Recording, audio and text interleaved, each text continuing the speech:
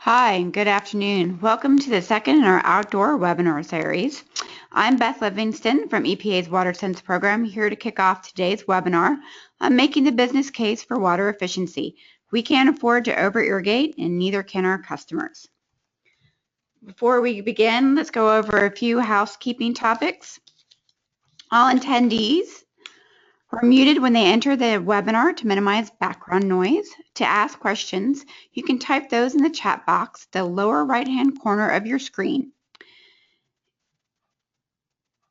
And we will answer questions at the end of the webinar. This PowerPoint presentation and audio will be posted to both the WaterSense Partner website and the AWE YouTube channel following the presentation. But before we begin, we'd like to hear from you with a few polls. First, who do we have on the call today?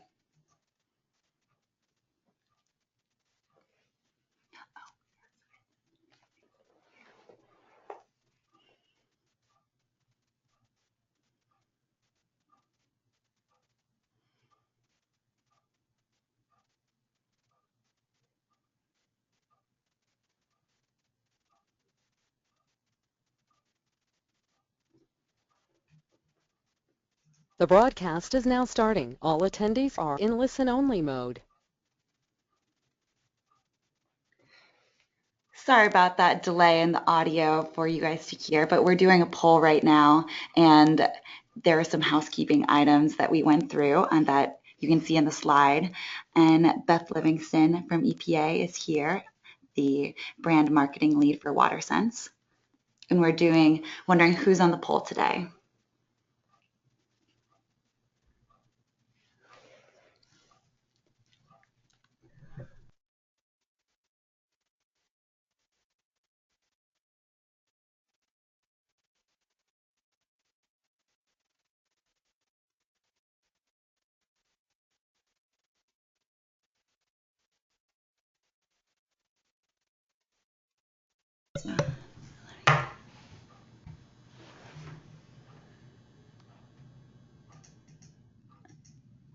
All right, looks like we've closed the poll, and we've got a good representation from water utilities, local, state government, irrigation professionals, and other. Great, thank you.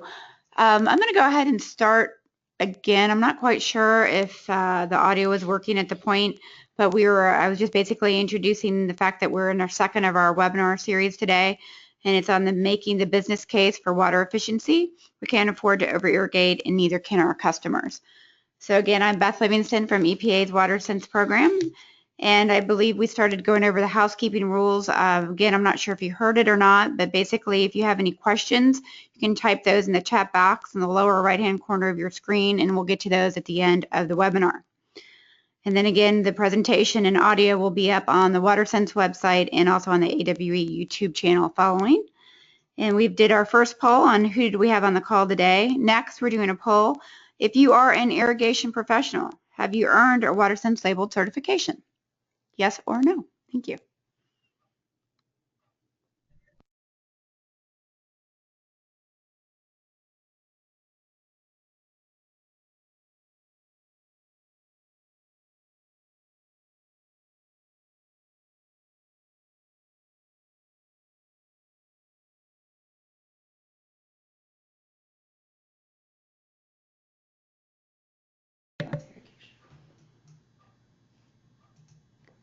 Okay, great. We've got over 50% of you who've actually earned the label. Wonderful. And then finally, our last poll will be, how did you learn about this webinar today?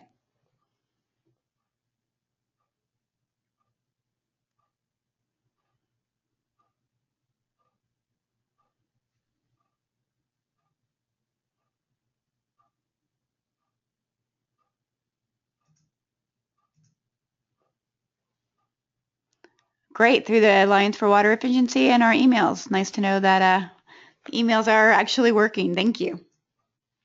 All right, let's go ahead and get started. So thank you, and now on to our presentation.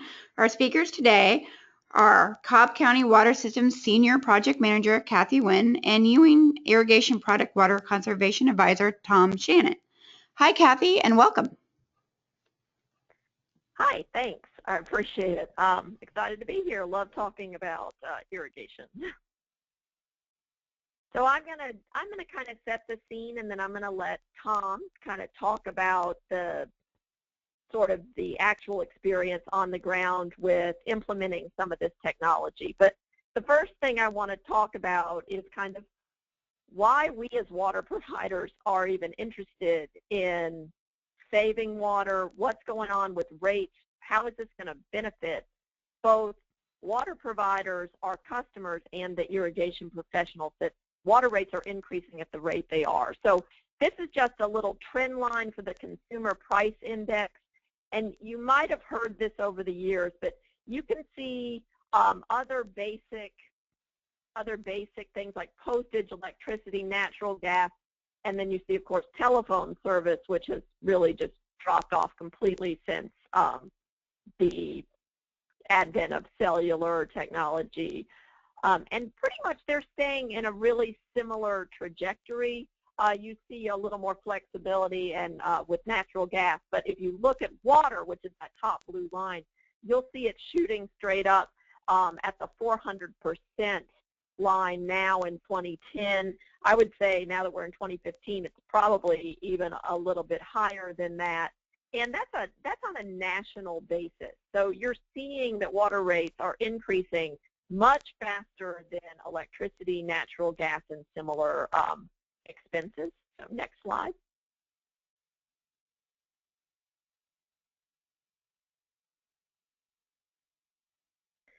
And this is just to show you it's not, I know our customers in Atlanta feel like it's just us, but this shows you kind of all over the U.S. what kind of price influences you're seeing. And so you'll notice, surprisingly, pockets of water rate increases in the over triple digits, and they might not be where you expect them to be. You can see them localized a lot on the eastern seaboard, the New England states. You can see it in the Atlanta metropolitan area, and then of course you see some pockets in California, and you see a few pockets in the Midwest, but you can see that everybody's water rates are increasing. And so next slide. This is really actually good news for those of you in the irrigation profession, because I think when you try to sell and upsell efficiency, one of the things customers always say is, well, water is so cheap, right? I don't need to worry about it. I can waste as much water as I need to. And this just tells you, this slide is really here to show you kind of what we all know in the water industry, which is the value of water. So this is really just looking at what's the economic benefit of 100 gallons of water and what has happened to it in the last 100 years. And so you see 100 gallons of water used to generate around $5 of economic productivity. And then here we are in 2005, and you're up at $8. So to give you a perspective, in my utility, that's 10 cents worth of water, and that is generating $8 worth of economic productivity. So when people ask, why are we as a utility interested in it not running off the ground or being sprayed on a standing sign or over a sidewalk, this is why, because that's economic productivity that water could be invested in, and instead it's being wasted. So next slide. So here's where tiered rates, I know some of my irrigation friends, they've always seen them as a roadblock to their business, but I'm going to say it's actually a boon for your business because tiered water rates help customers create a value for water that then allows you to incorporate these new efficient technologies and even new services that you can offer a customer. And so you can see here, Georgia actually has some pretty strong legislation about water rates, particularly in the metropolitan area. We are required to have tiered rates in place, and we are required to have irrigation priced at the top of our tiered rates if we have irrigation rates. So for us, this is a really strong economic signal to customers, but I think it incentivizes our customers to limit discretionary water use. We are definitely seeing our peak use come down after water rates have been increased And it's really charging those peak users for the peak cost. And we're not actually the only ones who are using tiered rates. You see it's very prevalent in Texas, in much of the arid Southwest, and in California.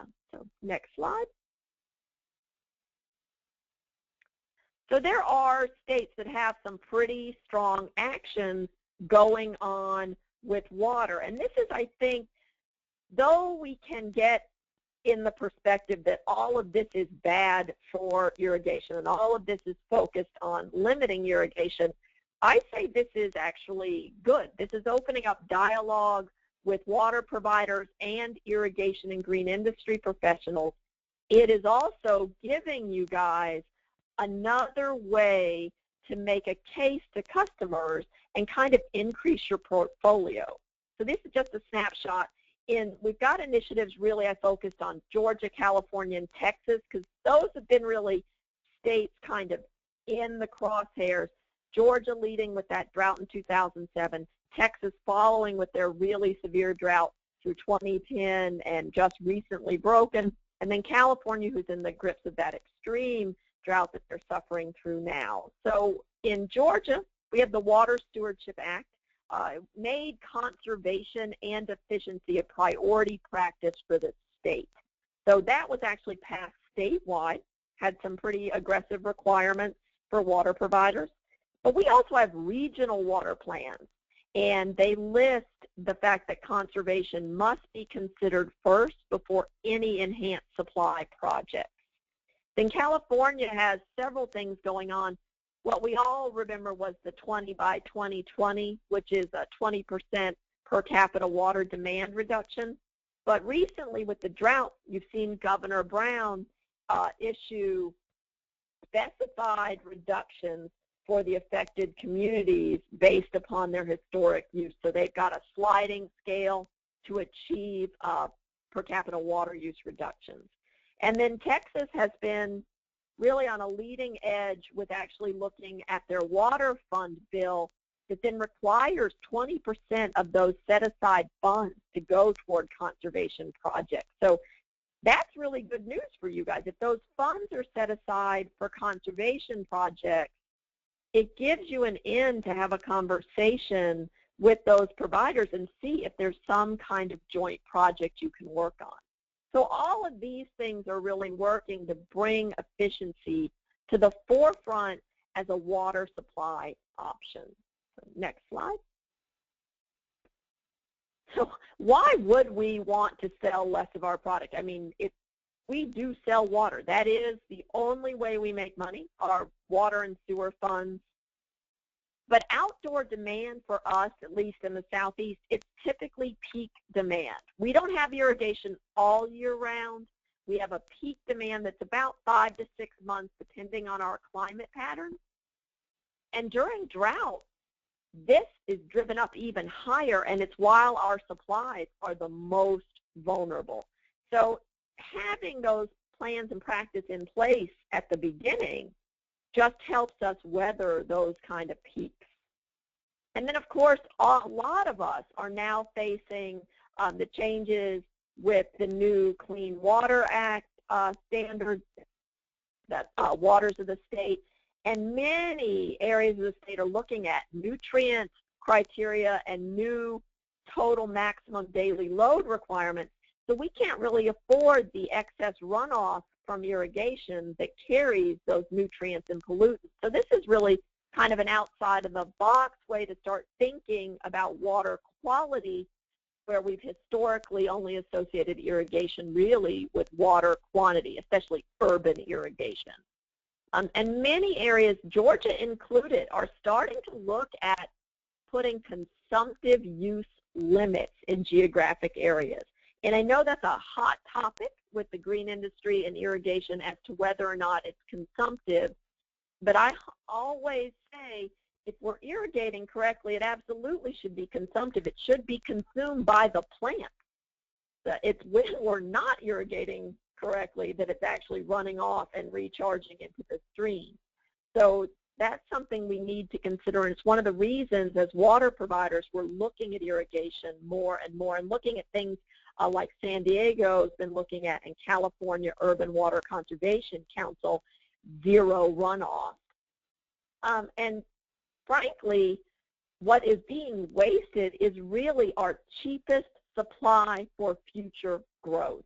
And at least I can speak for Cobb County, our annual average daily demand is down 10 million gallons a day from where we were in 2005 when we initiated our conservation and efficiency plan. So we're seeing a very real supply, and we're bringing on board actually a very large development project. The Atlanta Braves are moving to Cobb. It's anticipated they'll add 2 million to our annual average daily demand, but we're going to be able to bring them on and still be 8 million gallons a day below where we were in 2005. So that's essentially supply that our conservation program has purchased that we're now using for economic growth. So next slide. So times have changed. We can't afford this anymore. This is an actual picture that I took with our next speaker, Tom Shannon. We had a customer call us and say she couldn't understand why her water use was so high. And she said, I watch my system run every day. Well, this was the view from her picture window in the dining room when we turned on the system. She does not have a fountain in her pool. That is actually a sprinkler that the head had just popped clean off. And as if that weren't bad enough, when we went to her backyard, her system had been leaking so long that it had actually eaten the center out of 12 stepped railroad ties that she had in her backyard. And she had no idea. She hadn't had any professionals out to check her system, and this could have been avoided so easily. So next slide. So in Cobb County, right, I think the most important thing providers can do and irrigation professionals can do is get a number. Get the number for what water costs per gallon in your jurisdiction, right? What does water cost per gallon? In general, in Cobb County, for urban irrigation, they're talking about a penny a gallon for water, a penny a gallon. It sounds cheap, but it's actually increased 300% in 10 years. So that's pretty significant. And if you're looking at upgrades and you're talking about selling a product to your customers, you have to look at every upgrade in terms of that number. Number of gallons saved times a penny equals their savings, right? And you have to start having that conversation with them, because now you actually have water rates where that conversation starts to make sense. You're now at that point. And so return of investment is something you need to start thinking about in the industry, and something your water providers also need to start thinking about. And it really is just the amount of time before the savings override the cost of that upgrade that's implemented. So lastly, I'll say before I introduce Tom, we do a lot of partnering with our irrigation professionals in the region, and EPA WaterSense has a new project that I think is going to be a great way for professionals, customers, and water providers to come together. So they're running a photo contest called the Water Saving Yard. You can participate by visiting their special Facebook setup for Water Saving Yard, or you can email watersavingyard@erg.com. But what you're really going to do is professionals and customers can tag photos of their water saving yard projects with the hashtag WaterSavingYard, and they can upload them to that special Facebook page or their own Twitter or Instagram accounts. This costs us nothing, yet it's a great way to get our irrigation professionals recognized. It's an excellent partnership program if you're just stepping your toe into partnering with irrigation folks. And it's just a fun contest for your customers and your irrigation professionals. So it's little things like that. We use Sprinkler Spruce Up with EPA. We use Smart Irrigation Month. And this is my last slide, and I'm going to turn it over to Tom. Tom's with Ewing Irrigation, and I will just say we have a lot of great irrigation partners, and Tom is probably the best of those partners that Cobb has, and we've been so fortunate to work with him. And so the next slide is his, and thanks for helping out, Tom. Thanks, Kathy. Appreciate that plug.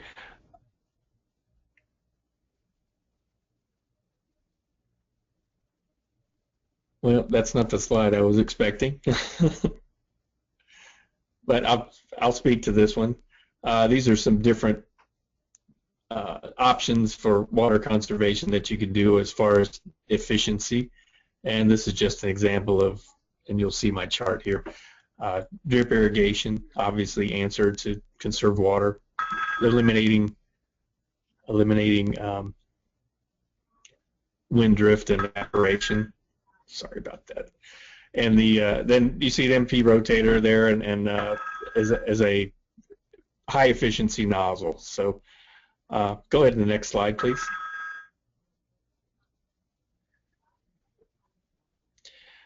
So in 2007, I had a contractor in the metro area of Atlanta that after the drought, landscaping reduces obviously when this kind of thing happens, and he wanted to go against the grain. So he came to me and asked me what could he provide to his clients, kind of a list of things to do. So this is kind of the things we want to eliminate, as Kathy was talking about runoff.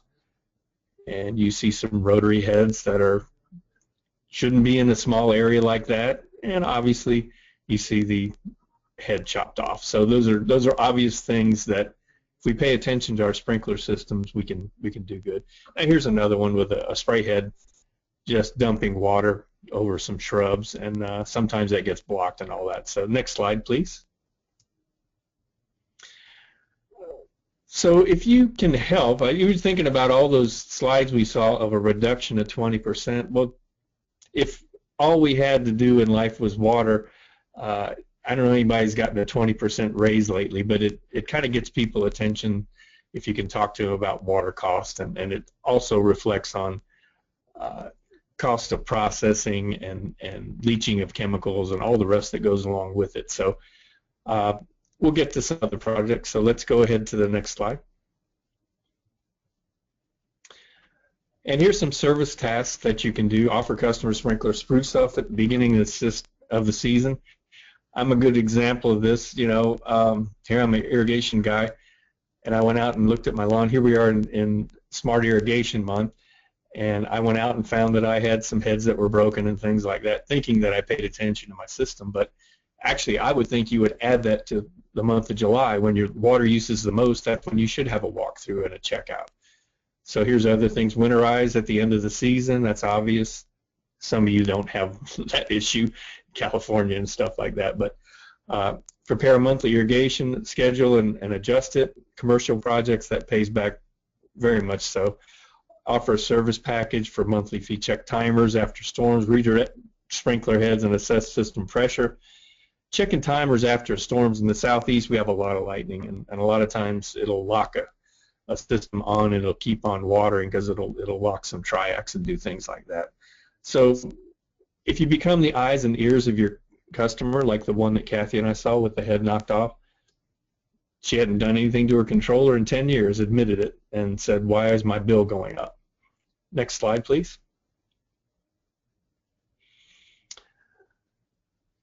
So the most important part is if you can be in on the ground floor on the design aspect. So if you plan a system to the landscape instead of what one landscape architect called a shotgun system, well, just put the heads out there and throw it everywhere, and when we decide what the landscape is, we'll go back and adjust it. So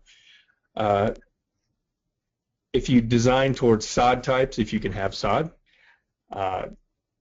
topographical considerations, slopes, soil tests and amendments, and using different plant types and placement, whether it's inline drip or point source drip.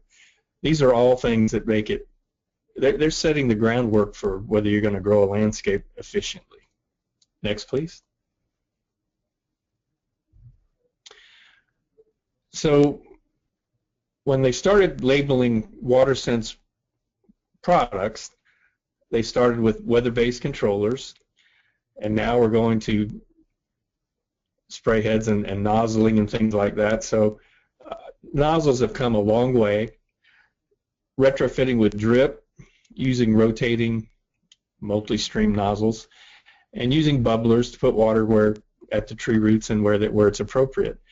The common sense stuff for rain, freeze, and shut-off devices if you have freeze.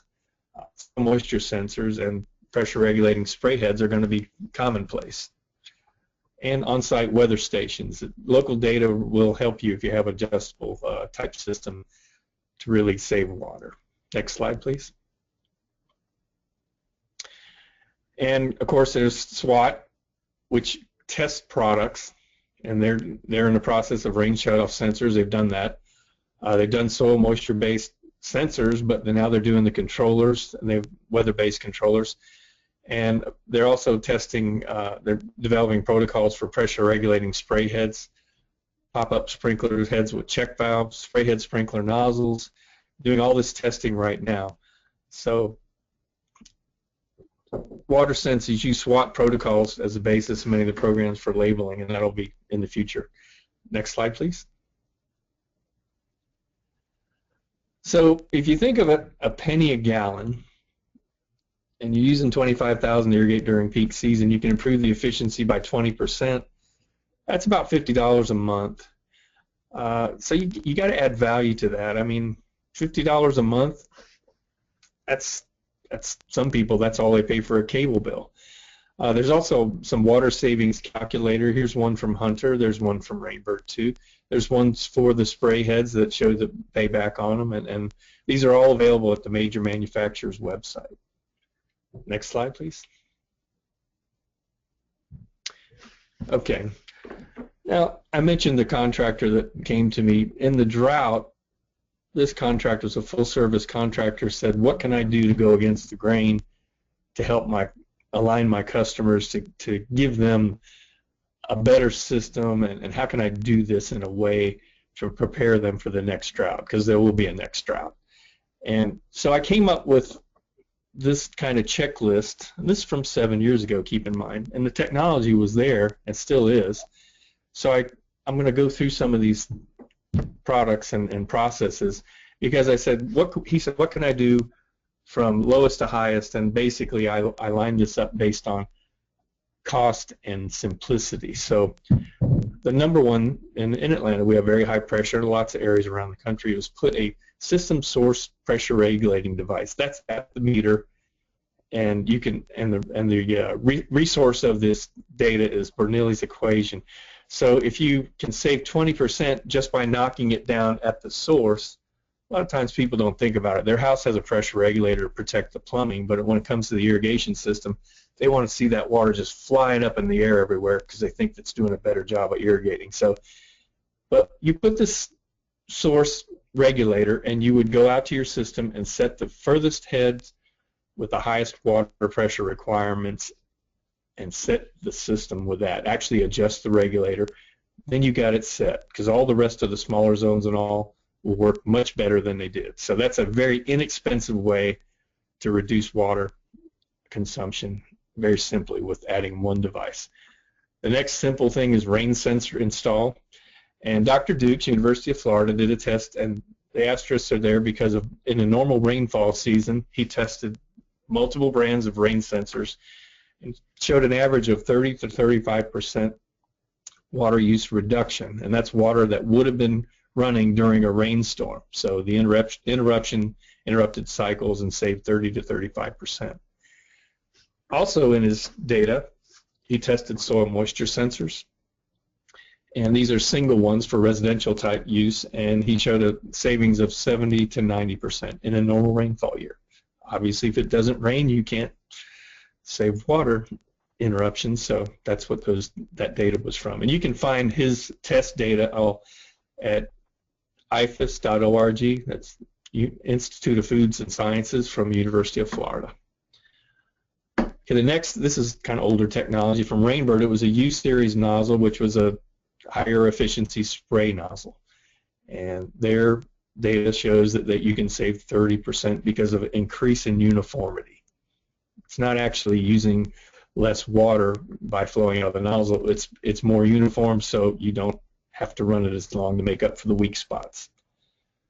Okay, the next one is MP rotators. That's a type of multi-stream rotor as a retrofit, and there was 50 tests done with that, and that's from Hunter right now, but one of the fellows from CIT did a test of retrofitting them when it was developed by Walla Walla, and it showed an average of 33% savings by putting higher uniformity, lower application rate nozzles, and it also solved a lot of issues with runoff.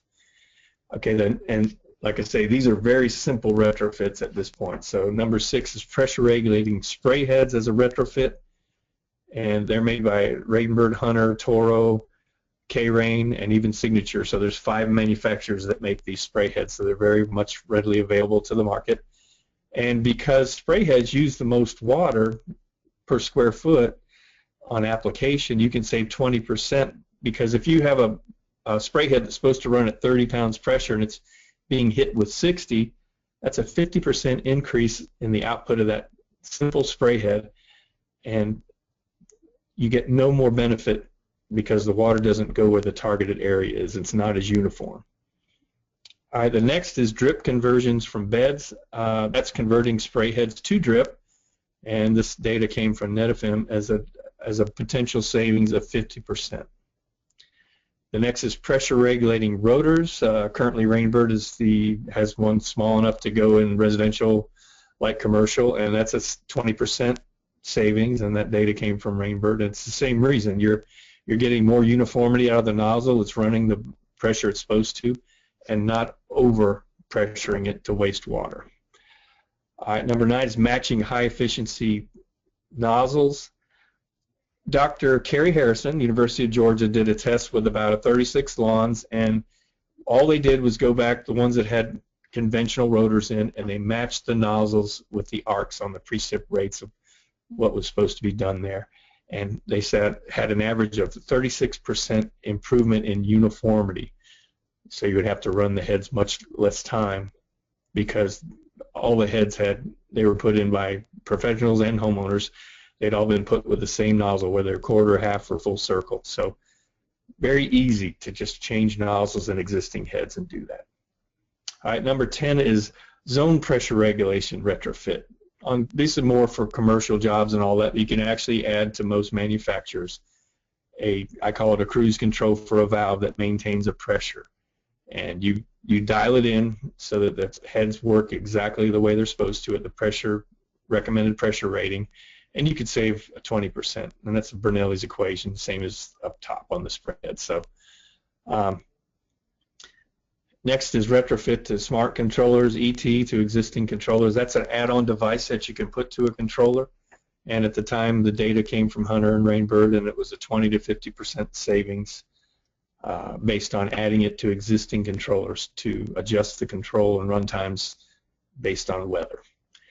Number 12, we get a little bit more into that, is an ET controller retrofit. That's got the technology built into the controller, and you can do a 16 to 58% based on manufacturer. Hunter saying 30, Weathermatic 26 to 32, Hydropoint, Toro, and Irritrol about 16 to 58%, and there's many, many more controllers that have entered the market that are WaterSense labeled too that have that ability.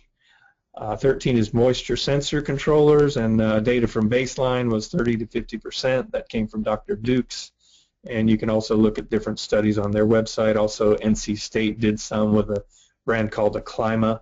So there's more and more moisture sensing data becoming available out there.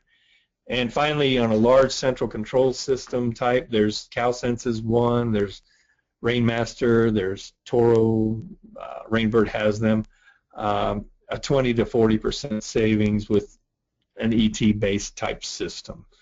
So I went from the least expensive and the simplest all the way to the higher end, more expensive and higher technology type systems. So with that, I'm going to give it back to Kathy, and we'll have questions at the end later on any of this stuff. Okay, thanks, Tom. So Tom went over some of the technology and some of the options that you have when you're talking to customers. And I think this is how you guys have to talk to customers. And frankly, it's how we have to talk to customers as well. I think as a partnership, we have the same end-use customers, right? So when we're talking together, they're getting the same message, and we're sharing information. Like Tom has taught me so much about irrigation and about the kinds of technology I need to be looking at and I need to be informing my customers about. At the same time, I try to provide him and my other partners with cost data, right? And they actually asked me to create that calculator that we use with them for payback and ROI, and I worked with our irrigation professionals. Really, call them up. If you're working on a property, particularly a large commercial property, even a residential home, call up your utility, tell them what's going on, ask them for historic use at that property you're working with, because how else can you make the case? In our area where rainfall fluctuates so much per year, you need to look at a long-term usage pattern to be able to discern what the property's potential savings are. So in Metro Atlanta, and I know it's different all over the country, there are no credits or cost breaks for irrigation. I don't know if there are in your region. I suspect more and more regions are limiting those. Our customers' savings can only be obtained through efficiency. Their water bills are not going to go down, so that's really the only way that they're going to see a reduction in their water bill. And you're the gateway to those savings, and in partnership with water utilities, I think it's a partnership that works. Next slide. So what are your options and tools? So some of the things we do with our partners are workshops and training. So Ewing has been great about helping us with giving workshops and training. We have focused a lot on training our own professionals, right, rather than our end-use customers. So we have used our partners like Ewing, like some of our irrigation partners who have their WaterSense certifications. They come in, they teach the class, they teach the training, and then that way we're sending out into the workforce educated professionals who can talk to customers about these products, about these options. And so that's been where we've invested. We do expect to expand that to doing some more end-use training for customers, but we've really focused our leveraging our partners for technical training for the professionals. We do articles in our newsletter about efficient irrigation. In fact, this summer we had a guest author, which is a professor of turfgrass at UGA, to talk about water smart turfgrass and how to maintain turfgrass in a water efficient way. We use Smart Irrigation Month to partner with our partners to get out into the Home Depots and have displays up so people can ask us questions. Fix a Leak Week. We focus a lot on indoor, but we try to also cover outdoor irrigation systems because they're about to start them up for the season. And so we talk about the potential of leaks in those systems. Free handouts and materials at fairs and festivals, and sprinkler spruce up. Every time EPA has a national initiative, that's just an opportunity for you to meet new partners as a water professional, as a water provider. That's the key for you to knock on the door and say, hey, did you know there's this national initiative going on? What can we do together? And so we've partnered with Ewing in the past. We've partnered with some of our other folks. We've done technical trainings. We've done events at their stores. So it's just a great excuse to open that dialogue. And this is something we're really struggling with here. They're defunding a lot of our weather stations here that are getting ET data. So if you can support weather stations staying in your state and you can work with your irrigation partners on that, I think it's an important investment. So next step, next slide. So these are really the key for us, right? The WaterSense partnership, the SWAT initiative, and Smart Irrigation Month from IA. These are the folks that you really want to be working with in order to leverage what you can do as an irrigation and green industry professional to upsell your customers to be more efficient, and what we can use as water providers to develop those partnerships and relationships that will go on and help our end users. And I think that might be our last slide, but next slide. Yep, that was the last one. No more questions. Perfect. Thank you both, Kathy and Tom. Thank you for such a wonderful webinar. And I think we're going to be asking some questions soon, but in the meantime, you can go ahead and start putting questions in the chat box. And as you notice, Kathy and Tom's information is on the slide if you need to contact them directly. But before we begin our question and answer session, we've got our final poll. What webinar topics are you interested in for the future?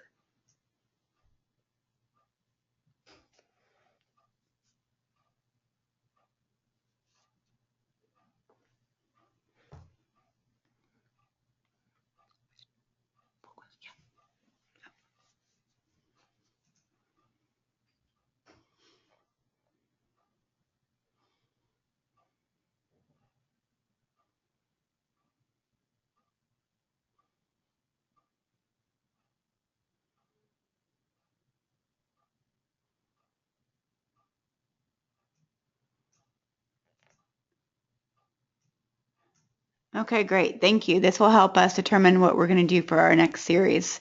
So it looks like the research on customer attitudes toward their landscapes is the top choice, with relationship building between irrigators and utilities being the next choice. Great. Thank you.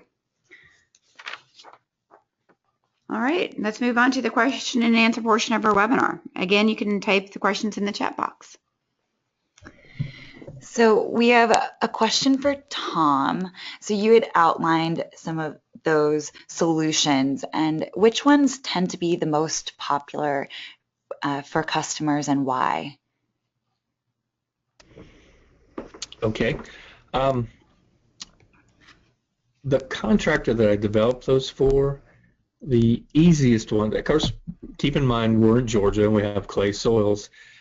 The easiest one and the most popular was to retrofit standard spray nozzles with higher efficiency nozzles, meaning MP rotators or the Toro or the Rainbird type rotary type nozzles, because it didn't mean a lot of labor moving the heads and things like that. So we didn't mention that also in the, I don't know, Kathy can clarify this, I think the 15 county area since 2005, any automated system already required a weather sensor on that. That would have been the next one, but that was already legislated in.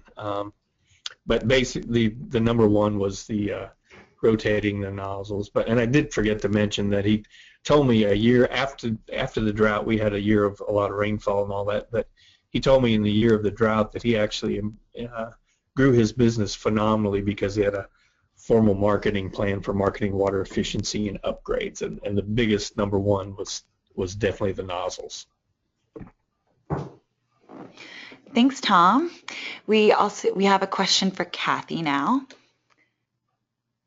Given that peak demand is your most expensive water to provide, can you speak to the financial implications for Cobb Water of the reduction that you've had over the past 10 years? Sure. So a lot of people worry that you invest in conservation and efficiency and your revenues decline so much and you cannot recoup those costs. So we have kind of a twofold plan. I will say, other than the dramatic drop during the drought, which I wouldn't classify as efficiency, I always classify that as emergency response. So throwing that out, in general, we've seen cost savings. We purchase all of our water wholesale, and when we purchase peak water use, there's an additional surcharge on that water. So our wholesaler actually charges us more for peak use water. So we've had that out of pocket. We've had that savings right there, which is the additional surcharge. And then honestly, we've seen a reduction, obviously, in our total purchase cost.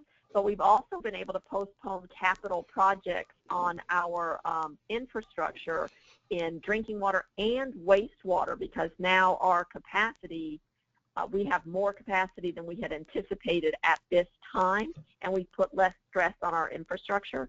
But at the same time, we've had a dual prong approach. We have a planned reduction, demand reduction, and it is incorporated into a 30-year financial planning model so that we can account for it over time in our rate setting. But though our demand has dropped by over 20, that's almost 20% for us in total demand, we have not had rate increases that track with that. Our rate, we actually haven't had to increase rates at all since 2012. Thanks for that insight, Kathy. So Maureen has a question. She works for a Florida utility, and she's been teaching people about water conservation for over 13 years, and she wants to brush up on her own knowledge on irrigation systems. And she's wondering what the best source for this information is.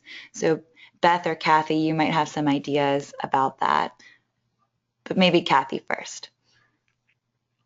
Okay, sure. So the first thing I do is I brush up with my irrigation professionals, right? So I sit in the trainings that I ask them to give, I sit in those trainings and try to learn from them. But if you have an organization like Ewing, or you get plugged into IA, there's lots of affordable webinars and trainings that you can attend and go to. And also we are recently revamping the SWAT webpage, so it's going to have a lot more user-friendly information, and it's really up to date on new and current technology, so it's a great place to find information. And always EPA WaterSense keeps me up to date on, you know, green industry initiatives and drought, drought options for turf grass and for alternate planting. So those are kind of the resources that are go-to resources for me. Hi, Maureen. For us, I would suggest just going to our website, the epa.gov/WaterSense, and we have an outdoor section.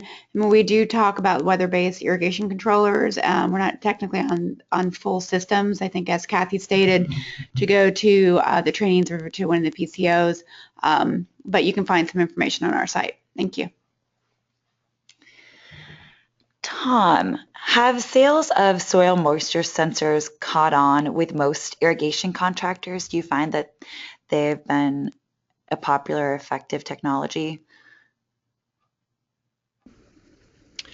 It is a learning curve, but the ones that get it, that have used them, and I'll speak to Florida in particular, because there's incentives in Florida to use moisture sensors, because they give variances on days of the week to water and different things. So it is growing geometrically. Do we have a long way to go? Yes, and that's the number one topic that I do education on and install classes for with, University of Florida, a lot of the water purveyors in Florida and things like that. So it's always a topic when they do their water summits among all the different purveyors and just about any other market. But it is like ET-based controllers. They're obviously been out there quite a bit longer. Moisture sensors have been around for a long time, but the newer technologies are growing, and all the major manufacturers have an offering of a soil moisture sensor too. So but the simple answer is there's a long way to go on the educational install training and getting people just comfortable with them. Thanks, Tom. So Robert's municipality has a cost reduction on irrigation for use of reclaimed water, and he's wondering if we're planning any web programs to help with marketing and promotion related to reclaimed water use. So on the Watterson side, we don't have anything for the moment on reclaimed water. I mean, what we do is we are there to help promote the labeling of products. So there might be another EPA program that might work on that side, but WaterSense right now will not be. Thank you. And I don't know, Kathy, if you have any insight regionally on reclaimed water that you can provide, or if that's something that you're not involved with. Well, we do some irrigation with reclaimed water. In Atlanta, it's kind of a controversial topic because of our requirements to return to the source from where we withdrew that water. But occasionally, IA will host webinars about issues with irrigating and opportunities for irrigating with reclaimed water. So that's something, if you're not on the mailing list for the Irrigation Association, you might be interested in that. And EPA does have an entire section on their website dedicated to reclaimed water and what you might potentially do with that. And so you might also get on the EPA's mailing list for their webinars. And also WEF and AWWA often will have webinars and technical trainings on reclaimed water. Excellent. So Tom, we have another question for you. John is in the Northeast and they've had 2 bad winters in a row, and some check valve head bodies have cracked despite winterization due to groundwater seepage back into the head. Do you have any suggestions on how to prevent that? I do, and you're going to laugh. What happens with the check valves, some of them, and it depends on the type head, if it's a spray head or something, or usually a rotors where this happens, is a check valve is meant to hold the water in the head. But when you winterize them up north, you blow them out. But sometimes, just exactly as you described, it can seep back into the head. And because ice pushes up when it freezes, that's where the damage occurs. So I guess you could ask what I do in Georgia, and I'm an old-time kind of guy. I don't blow out my system, but I try to be simple in the way I do things. I cut up popsicle sticks and I pull the body of the head up, stick it under the nozzle, and let it drain. Because I travel so much that time of year because I'm either doing classes or going to shows or whatever. So it gives it the ability to, and I have a very sloped yard, so mine drains out of there. Some of the manufacturers have solved that in their design, but I don't know what to tell you on, because the water seeps back into them if the heads aren't down. To me, after I would blow out a system, I would make sure that those check valves are totally seated. That's about the only solution I have other than a redesign of it. But mine I don't have that problem because we don't get as terrible freezes as you get up pretty far up north. But I just leave it vented so that the bad news is water can get back into it, but it also can come back out of it. Now, on some of the older spray heads that have a side inlet, something I came up with years ago was to put a filter drain valve in the side inlet, and it would drain that water down. If it ever got back into the head, at least it would drain it down about 5 or 6 inches. And in some transition zones in Arkansas and Tennessee and all that, that solved the problem because there wasn't enough water in it to push up to crack the head. I know that's a lot of different ideas. Yeah, it probably varies also on your locality and like you said, the slope of your terrain. We have a suggestion that a rubber band wrapped around the riser can help to hold up the sprinkler for draining too. So popsicle sticks, rubber bands, there's lots of creative solutions to be had as well. So we don't have any more questions at the moment, so kind of speak now or forever hold your peace. And of course, you do have the contact information for Tom and Kathy on the screen here.